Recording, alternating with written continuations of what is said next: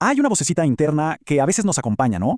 Esa que nunca parece estar satisfecha, que siempre pide un poquito más y que nos susurra al oído, eso no es suficiente. Bueno, hoy vamos a ponerle nombre a ese crítico interno. Vamos a tratar de entenderlo a fondo, explorando un concepto que de verdad podría cambiar esa conversación que tenemos en la cabeza, la exigencia. Muy bien, empecemos por ahí, por escuchar con atención. Vamos a intentar identificar esa voz, a entender cómo es esa conversación que muchas veces sin darnos cuenta tenemos con nosotros mismos. ¿Qué nos dice? Y sobre todo, ¿cómo nos lo dice? Y esta es la pregunta clave, ¿verdad? Si esa voz fuera una persona, ¿sería un entrenador que nos anima a seguir o un juez que nos paraliza con miedo a equivocarnos? ¿Vale la pena detenerse un segundo a pensar cómo suena ese diálogo interno la mayor parte del tiempo?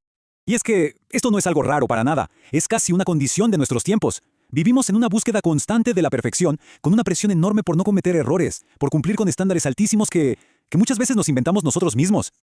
Ok, para poder analizar bien este fenómeno, nos vamos a apoyar en el trabajo del doctor Norberto Levi. Él nos da un concepto súper potente, una palabra muy precisa para esta presión interna, exigencia.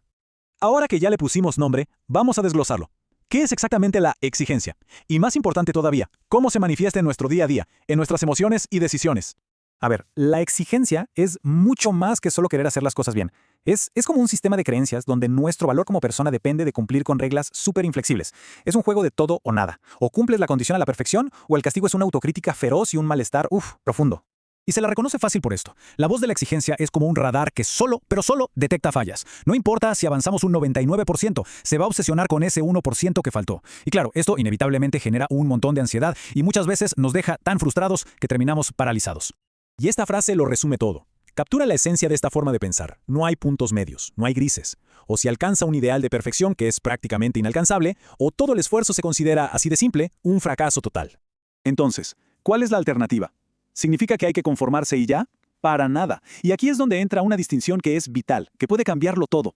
La diferencia fundamental entre la destructiva exigencia y la búsqueda constructiva de la excelencia. Miren qué claro se ve el contraste aquí. Mientras la exigencia es rígida, te castiga, la excelencia es flexible, es comprensiva. Una se obsesiona con el error, la otra se enfoca en el proceso, en el aprendizaje. La meta de la exigencia es evitar el fracaso a como dé lugar, la de la excelencia es aprender y crecer. Y el resultado, pues, no puede ser más diferente. Sufrimiento por un lado, satisfacción por el otro. Estos números son más que nada para ilustrar, pero le dan al clavo con el impacto emocional.